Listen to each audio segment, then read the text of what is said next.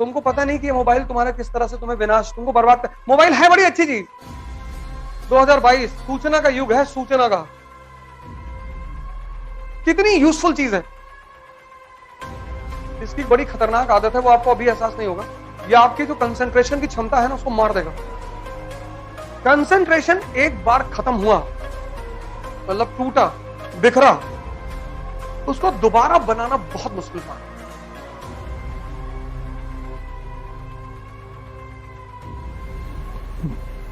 जय हिंद फ्रेंड्स।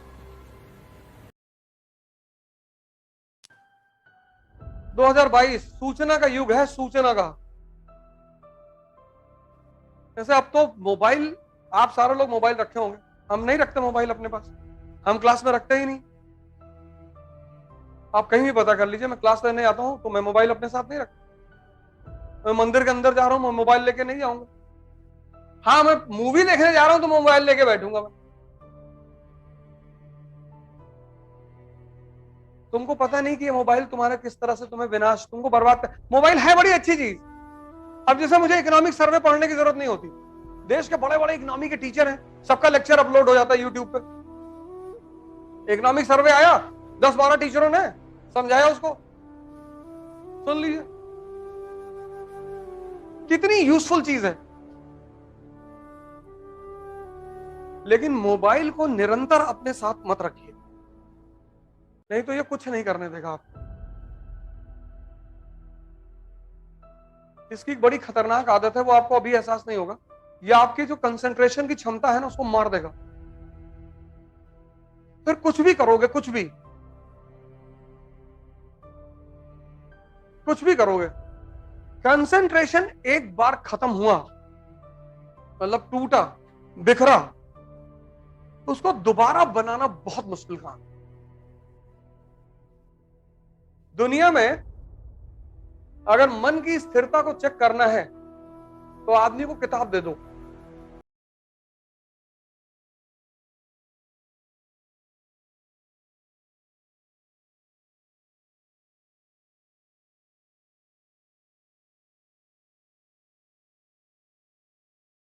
किसी के मन की स्थिति चेक करनी है, उसे किताब दे दो। कुछ लोग एक पेज पे सोने लगेंगे, कुछ 2, कुछ 5, कुछ 8, क्योंकि अगर वो समझेगा नहीं तो वो सोने लगेगा। ये उसकी बड़ी खास बात है। इसलिए आज लोगों के लिए किताब पढ़ना बहुत मुश्किल हो गया है।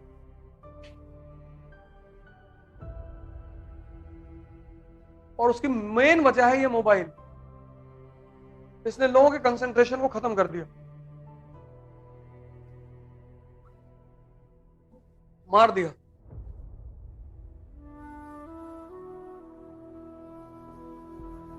लाइब्रेरी मूवमेंट में क्या होता था? लाइब्रेरी लाइब्रेरी भारत में एक मूवमेंट चलता था, लाइब्रेरी मूवमेंट। लाइब्रेरी मूवमेंट क्या होता था कि हर गांव में एक न्यूज़पेपर आता था, एक कम्युनिटी रूम होता था, वहां पे एक चारपाई रखी होती थी, और उस गांव का जो पढ़ा लिखा आदमी होता था वो उस पूरे न्यूज़पेपर को पढ़कर गांव के लोगों को सुनाता था। 4-5 गांव के लोग मिलकर आते थे सुनने के लिए। यह परंपरा आज भी जारी है इस देश में। सुबह 6 बजे लोग चाय की दुकान में पहुंच जाते हैं, और जितना अच्छा करंट अफेयर उनका है उतना तैयारी करने वालों का नहीं। क्योंकि न्यूज़पेपर को तैयार करने का एक ही तरीका है, ग्रुप। ये जो छोटी छोटी चाय की दुकानें बनी थी, यही तरीका ही था न्यूज। आज भी गांव में प्रथा, आज भी शहरों में भी है कि सुबह 6 बजे लोग आ जाते हैं घर से, और एक आदमी पेपर पढ़ता है, और फिर 4 लोग बैठ के एनालिसिस करते हैं।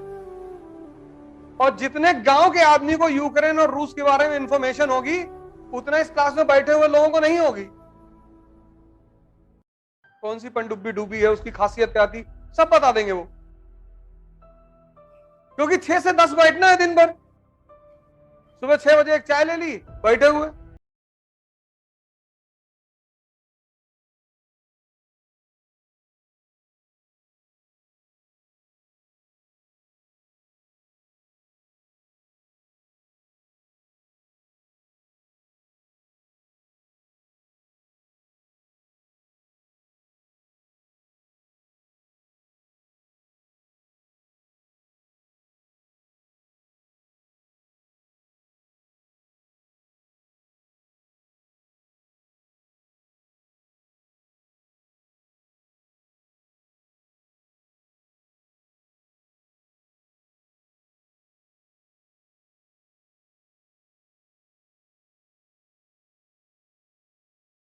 पढ़ने लिखने से कुछ होता ही नहीं।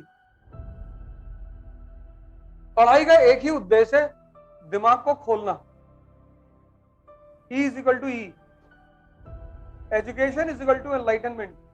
मतलब जब तुम स्कूल से निकलो तो तुम्हें देखकर चीजें समझ में आनी चाहिए।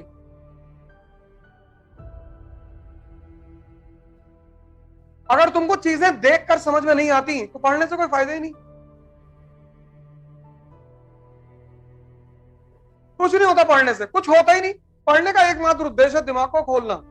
पढ़ना नौकरी के लिए नहीं होता है। इस देश ने एजुकेशन को एम्प्लॉयमेंट बना दिया। पढ़ना मतलब नौकरी।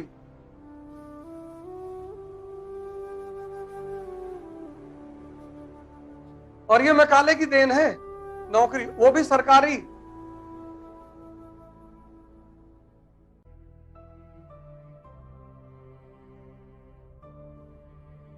बाईस साल का लड़का यहां डिप्रेशन में, 22 ईयर्स, 19। इसीलिए जानवर की जो योनि है वो निकृष्ट योनि मानी गई है, क्योंकि वहां उत्थान का कोई रास्ता नहीं। जानवर इंद्रियों पर पैदा हुआ, इंद्रियों पर मरेगा। मनुष्य एकमात्र प्राणी है जो इंद्रियों पर पैदा तो हुआ है, लेकिन इंद्रियों से उठकर वो अपनी चेतना तक जा सकता है। मतलब भगवान बनने की क्षमता है उसके अंदर। ये धर्म का उद्देश्य है। जय हिंद।